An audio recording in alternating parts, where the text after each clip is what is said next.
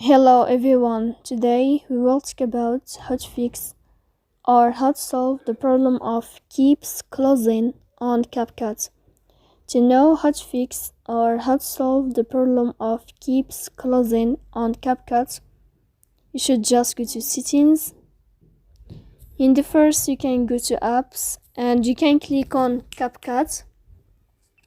Then you can click on first stop and you can click OK. After that, you will enter to the window of storage. Here you can click clear cache. Don't click clear data because that can cause you errors or can delete your account. In the end, you can turn off your phone and you can wait a moment to turn on your phone again. So please don't forget to support us by like and subscribe. See you next time in another video.